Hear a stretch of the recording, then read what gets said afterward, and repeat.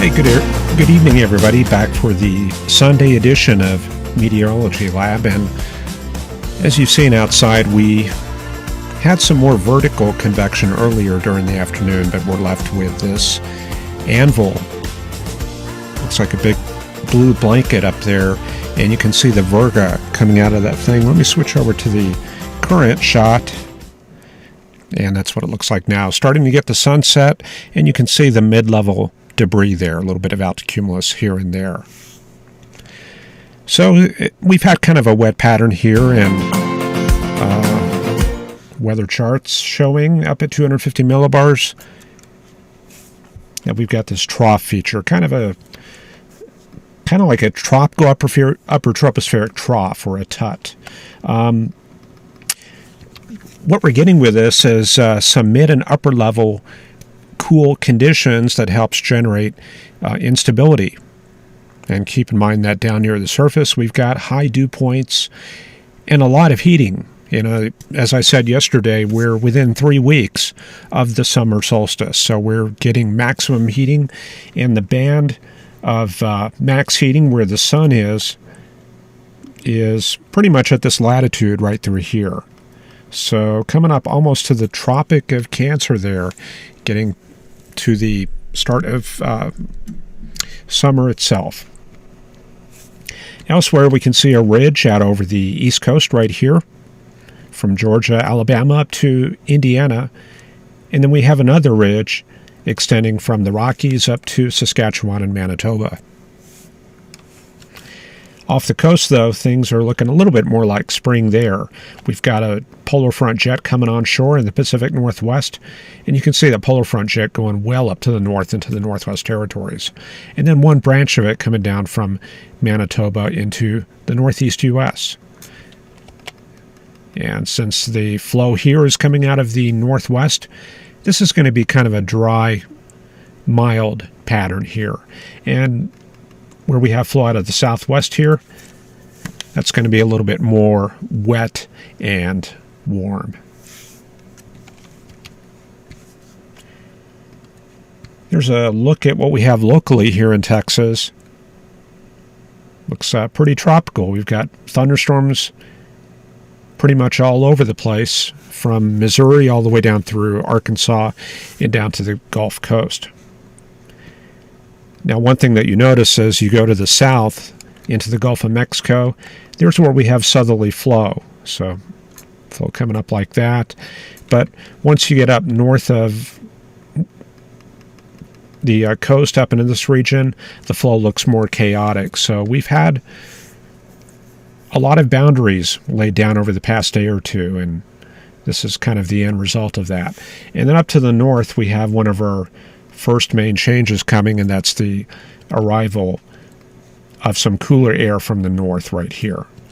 So you can see those winds there, 10 knots around Amarillo, and looks like some easterly winds up in the Wichita area.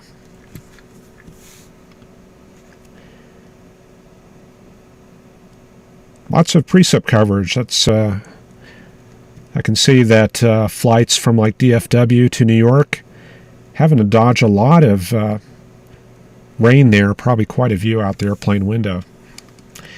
Here's the 500 millibar chart, and we can see a little bit more detail of the upper level low. Looks like that's centered in the mid-levels over the Vernon, Childress area of Texas.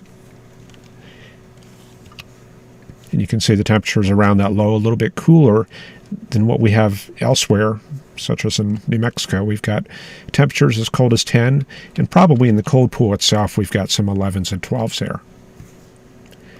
700 millibar low, or chart, also showing that low there. Vertically stacked there, indicating it's barotropic. And we see a little bit cooler temperatures there at Fort Worth. 7 degrees there, and that's warmer. And then up here we have the 5s, and that's a little bit of the cooler air. And then this is where we pick up the moisture. Figure in the lower left is the moisture, and we've got 12s, 13s, and 14s throughout Texas. That corresponds to dew points in the 50s, mid and upper 50s, up at 5,000 feet. And you can see the stronger flow coming on shore, pretty much confined to Louisiana. So if there's anywhere that has a low-level jet, that would be Louisiana right there with that 25-knot flow there. And then there's a little bit of air trying to come around the back way through the Rio Grande through here into the Pecos, but definitely not any kind of return flow pattern in place. And you can see a little bit of the remnants of this. If we go back to 500, you can see this broad area of troughing up here. That's that Hudson Bay vortex, a little bit of a last vestige of that. And that's been kind of messing up the patterns for the chasers, the chase tours. And I think we are going to see a change going into next weekend, and things will be looking more spring-like at that time. And this will flash while it buffers, but this is the GO16 data for Texas. And there we can see the numerous showers and thunderstorms. It looks like a pretty good one south of Dallas County there. A couple of others in the Abilene area, and looks like San Antonio getting a break there. The strongest storm right now is way to the south in the Corpus Christi area. So you can see that right there. So that brings up the question, which storms are getting the best ventilation? For that one, we can go to the 250 millibar chart. Maybe I can bring up the SPC one. I thought I made a 250 chart for SPC. I guess not. Okay. So I'm looking down here, and I can see, well, flow pretty weak down in South Texas. Looks like that upper level low has kind of messed up the subtropical jet pattern. I did see a little bit of stronger winds on one of the soundings, and that's the reason you have to look at all of the, you have to look at the soundings as well as the horizontal charts. Because here, some fairly weak flow, except in West Texas, and at 700 millibars, same thing. But the sounding does show a different picture. I'll bring up Fort Worth here, and there's where we see a little bit of 95-knot winds sneaking in there. See it right there, up at 200 millibars. So you can see, even though the 250 millibar flow shows what looks like 45 to 50 knots, you go a little bit higher and you pick up some bigger numbers there. So that can really help ventilate your storms and add to the severity. Soundings can be a big help in identifying that. Corpus Christi showing the same thing. 250 millibar chart, you'd be looking at this and thinking, 50 knots, not too bad. But then you go above that, and then you pick up the 80 knots. Now we do have the 200 millibar chart, and that would be nice to have from SPC. They don't issue that, and neither does Environment Canada, but those charts are available on other sites. I think College DuPage has that 200 chart, and it may not hurt to look at a 150 millibar analysis. There's no reason you can't look at that if that's available. I decided to look at the water vapor too, because that's relevant to the weather pattern we have, and you can see how spun up that vortex is over Texas. Looks like from 12Z it's shifted a little bit south into the Big Spring area, and that's where it's showing up right now. And then we can see down in Mexico, ironically, moisture is a little bit more shallow there, a little bit less upper air moisture. Maybe I can show that to you on the soundings. Let me go over and figure out where I put my soundings. I've got about 20 windows open here.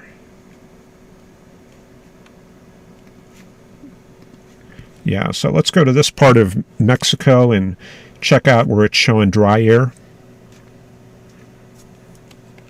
Well, if we take an average of this does show some dry air aloft at this one station. We'll try Guadalajara. That column is actually kind of moist there.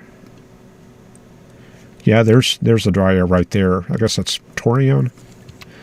I don't know the Mexican cities too well, but down to the south there is dry air. So I'm showing you a little bit of the water vapor imagery and how we've got a much different picture out in this area. And water vapor imagery is sensitive to the mid and upper troposphere. So 700 up to about 350 roughly. That's where it's most sensitive to water vapor. So where we have higher values, that's going to be higher mixing ratios up at that level and higher dew points. And in between that, the spots in here, those are the actual convective towers. And you don't have to worry too much about those. There's other tools that are better for interrogating those. I'm mostly interested in what's in between them, and that does show higher values all through this area. And this is something we haven't looked at in a while. This is the Aqua and Terra imagery, showing what things look like earlier in the day. This is about 12 or 1 o'clock, and over Texas, lots of convection as these towers go up. And this shows what the moisture field looked like earlier in the day. So generally where we had the most convective towers, that's probably where the highest theta E's are going to be. Let me see if Aqua is a little bit older. I'd like to see one of the less disturbed charts here.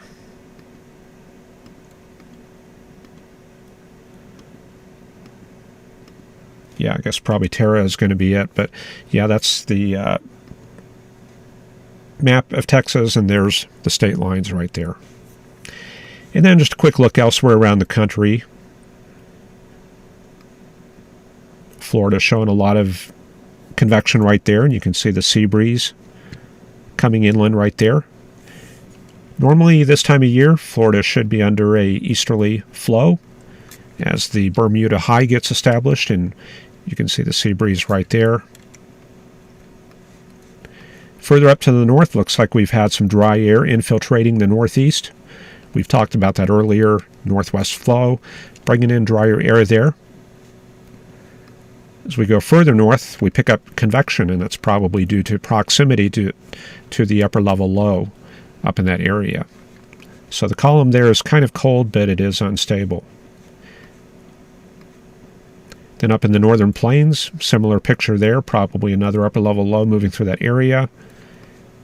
Dakota's looking pretty dry there. And as we go out to the west, we pick up the next Pacific system, moving mostly to the northwest there. Then we'll go to the thickness and isobars. So things are looking more summer-like here in the south. You can see a lack of thermal gradients there. It does look like a little bit of a front right through here. So you see that right there? That's probably that system that came through Wisconsin yesterday. So it looks like it's a line from about Toledo to the Chicago area, maybe a little further south of that. So I would be looking on surface charts for that boundary somewhere in there. Then out to the west, we can see the next Pacific system. Lots of thickness packing. And that would probably be a reasonable surface analysis for that.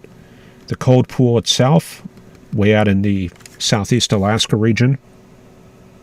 And the other cold pool, that's over the Canadian Maritimes and Newfoundland there. And then over Texas itself, distinct lack of thermal gradient.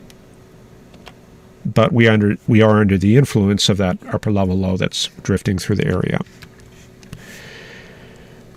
So let me take a quick look at the chat. And before I get into chat, I should remind you I'm still not caught up on emails. I'm still running up over like 150 of them, and I had only a limited amount of time to deal with it last night, and a lot of them are spams. And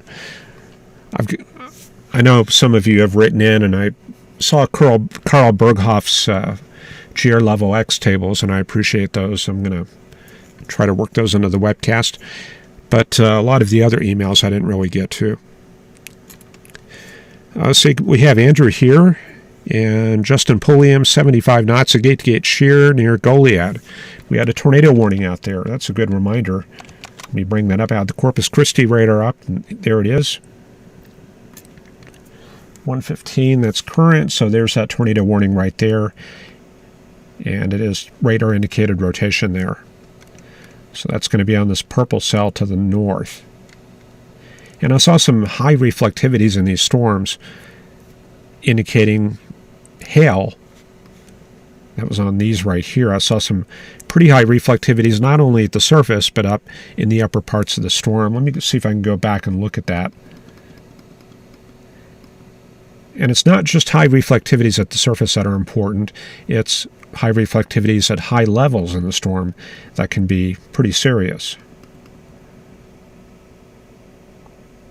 I'm not sure exactly when I saw that. I think that was, I think it was right around here when I was looking at that. Yeah, so we're seeing that part of the storm right there. Let me do a cross section. And I believe as I move this through the storm, up in this region, it's not showing as well on this particular scan, but I saw some values here up to 70 dBZs at 20 to 30,000 feet. And that's definitely indicative of large hail. And one big problem that they had back in the 40s and 50s, the normal cruising altitude of airplanes back in those days, in the propliner days, was about 15 to 20,000. Now, normally when jets are up at 35, 40,000, they tend to overshoot some of these cores if they manage to get into the worst of this stuff. But these planes down here are a lot more vulnerable. So there used to be a lot more problems there with incursions into storms and hail damage. And they had more run-ins with large hail back in those days. And if you look up for instance, the Braniff crash in Falls City, Nebraska, that was a BAC 111. That was a jet, but they were flying kind of low. They got into one of these things, and I guess they weren't looking at the radar or it wasn't equipped. But anyway, that's that storm right there. Some definite hail in these things. I don't know if the freezing level may be kind of high, though. I don't know how much of that hail is actually reaching the ground because it is getting a little bit late in the spring. But high reflectivities usually always mean potential for hail there. And then as far as that tornado warning, let me see if I can find that real quick. That was on this north storm. And we can already see that the velocity is kind of elevated on this, only 23 knots though. So we have to kind of go back and find that.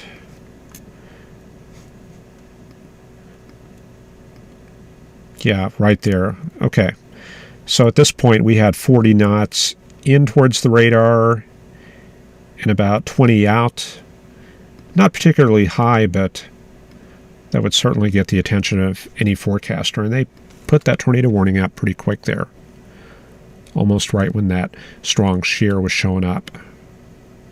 So that was in this Toledo area, Normanna, north of Beeville, that Naval Air Station there. Okay. As far as the other messages here, Justin says San Antonio and Houston radar are showing it better than Corpus Christi. Ryan is here and Fun with Tech. Ryan says South Florida is floating away, crazy rain. Alexi is here, jumping flash. Carl mentioned those tables, and okay, yeah, I'll check for that email. Sue M is here. Jumping flash mentioning the gorgeous sunset. Got a tongue twister there. Gorgeous sunset. Robert Terrell is here. Ryan says he had the opportunity to attend a NHC conference in Coral Gables, University of Miami campus.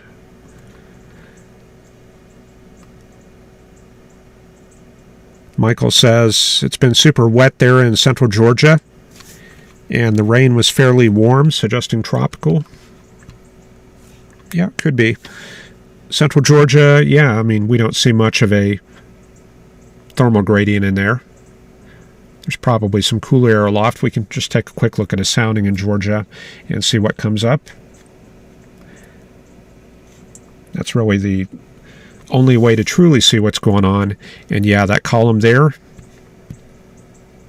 pretty much tropical. Don't have the loaded gun or anything like that. Don't have dry air aloft. We've got pretty much just a conditionally unstable lapse rate, a moist column all the way up, and weak winds. So yeah, that's definitely very tropical. Ryan says, Hurricane Preparedness Conference Seminar Last Day event hosted by NOAA and National Weather Service and local government officials. ADW is here, and Justin mentioning the GO-16 imagery. And I think I might have gone over that a little bit, but yeah, not much to show you here except just a bunch of anvils and where you can pick them out, maybe a few overshooting tops here or there. And the other thing probably to show you on this is you want to kind of be tuned to the low-level cloud field, not so much the high-level clouds.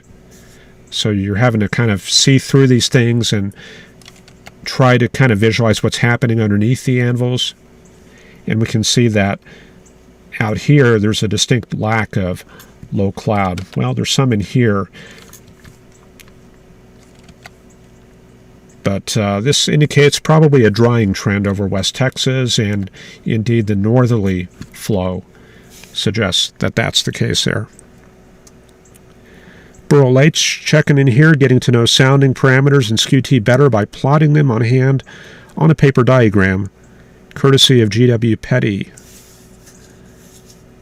I'll have to look for that one. I don't think I have anything by G.W. Petty. Looking forward to Tim's forthcoming book on soundings, and that is in the works. Ryan mentioning topics at the conference. Brett Dean, 72 degrees and rain close in southern Jersey. Ron Chalfant from California is here. Ryan says threat assessment along the coastal communities elevated the hurricane evacuation zones. Jumping Flash mentioning the tornado warning. Sail to the east of the warning area more interesting. Ryan says NHC displayed how to GO-16 will work during this upcoming hurricane season. Tom J. checking in. Ryan says at the conference, Hurricane Hunter pilots from NOAA and U.S. Air Guard in attendance discussing their mission in hurricane hunting. Mike Estwick checking in. Ryan mentioning forecast model data supposedly will be more accurate this season with better tools being implemented. We shall see how the operations function in full swing in a few months. And I definitely have been impressed by some of those tropical models they've been running for those hurricanes. Last season was really slow. I don't know the exact storm count, but I guess as far as landfalls go, there wasn't much of that going on here in the U.S. In fact, I think the big one that I remember in this area, that had to be Ike.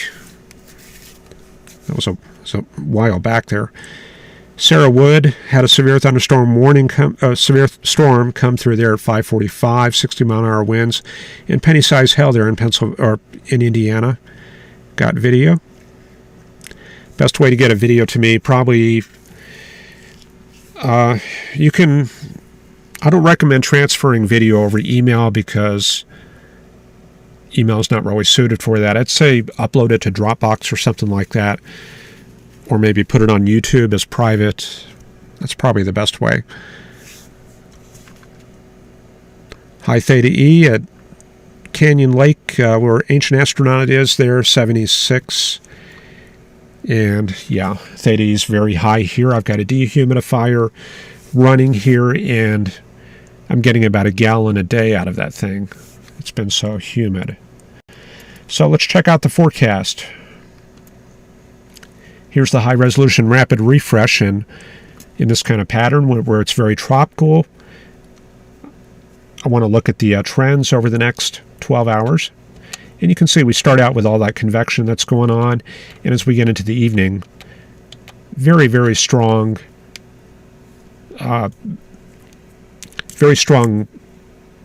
subside, what's the word for that? Diminishment of the precip. I mean, some of it is going on off the coast, but this all pretty much shuts down, and that's different from what we've had over the past few days. So that suggests to me that we're not getting much storm inflow. So here's the 850 millibar chart. This kind of gives you a good idea of what the boundary, well, not quite the boundary layer, the low-level flow is like. So we're looking at this overnight, and what we see here, look at the wind directions. Lots of northerly flow. So we're bringing in drier air, maybe slightly cooler. And the moisture itself, that's heading more towards Mississippi and Louisiana. So that's a big thing that's shutting things down. The past couple days, we've had that low-level flow coming into Texas like that. So much different pattern right now. So let's check out what's going to happen over the next few days. For tomorrow's convection, we're probably going to be still kind of in this pattern a little bit. Upper level low probably hanging around in the area. So it's good to look at the theta E right around the time of max heating. So I'm going to run this up to 17Z, 16Z. And to show some of the higher theta E's around the Dallas area. I don't know if we're going to have enough moisture to support convection, but theta E's are higher there, and the others are in South Texas right here. So those might be some areas I would look for development. A lot of it is also going to depend on the upper level flow. I think if the upper level low is moving south or east, that might shut things down. We might see things a little bit warmer aloft. So let's check out the GFS and see what things are looking like in this time of year. The dew point is worth looking at. That'll give you an idea where the low-level moisture is going. And we can also see the wind flow. So there's this cold air coming south. Kind of a weak front coming through Texas. So when we do the webcast tomorrow night, things are going to be looking like this. Northerly flow across all of Texas and Oklahoma. Looks like maybe a low-pressure area in East Texas. So yeah, I might be thinking about maybe a weak front, maybe in East Texas down to South Texas, maybe like that. Anywhere where we have convergence, that would be ripe for thunderstorms. So maybe one last gasp at precip through this area here. And then going into Tuesday, we can see the moisture thins out, dew points more in the 50s and 60s, and even a lot lower there in Amarillo. And now we've got this low pressure area moving through Louisiana. So maybe a weak front heading out east along the Gulf Coast. By Thursday, that moves into the Florida area. And we've got a little bit of moisture hanging on here in Texas, probably being fed a little bit through evapotranspiration from the Midwest area.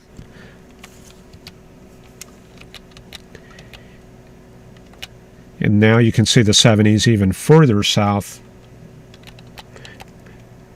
Let me back this up a little bit. I'm trying to show you the high pressure area. See that high right there? Big ridge through this area.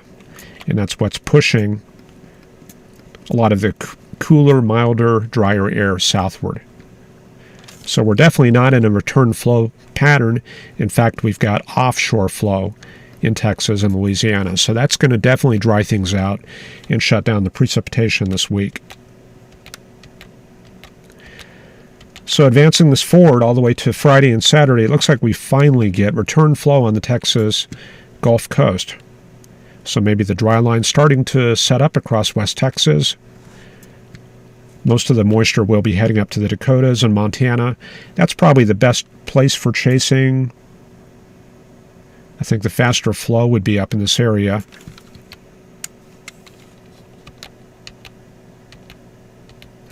And then heading out into Sunday. Well, actually, this is Saturday. Dry line in Texas like that. Got much better moisture working its way northward, 70s all the way up to Manitoba. So probably some very good chase opportunities.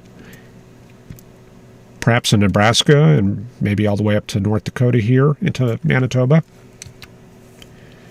Things are looking strongly baroclinic, and when we have these deep lows like this and cold air getting mixed in, that's going to increase the upper level flow, and that's going to definitely support severe weather. So by Sunday, things, definitely looking baroclinic. Dry line very well developed. And probably some of the better chances for thunderstorms, probably Kansas and Nebraska. One problem, it looks like maybe a lot of the better moisture heading up into Minnesota. Then going into Monday, looks like we have a new push of cold air coming southward. So it looks like thunderstorm chances will continue. By Tuesday, cold air set up like this. Looks like possibly severe weather from Wisconsin all the way down to Iowa and Kansas. Dry line also set up, so probably a chance for severe weather there. Western Oklahoma, West Texas, and off the Caprock. And with that front being an area, things are going to be baroclinic. So we're going to be back in a little bit of a late spring pattern. And then getting into Wednesday, tail end of the cold front pushes south. Things shift down to Texas. And you can see we've got onshore flow. So we're definitely going to be in a preset pattern here in Texas. And then for Friday, looks like another shot of severe weather there, focusing on Kansas and northwest Oklahoma there. And then we get well out towards the end of the forecast, the 18th, and we're still looking at active weather in the Central Plains there. Okay, one last look at chat here. Ryan says Gulf of Mexico moisture pulling up high. And Tuesday, Wednesday for us, he's in Florida, will be full swing extreme monsoon. So that's what we got going on, and appreciate you joining. And hopefully we'll see you on tomorrow night's webcast. Have a good evening.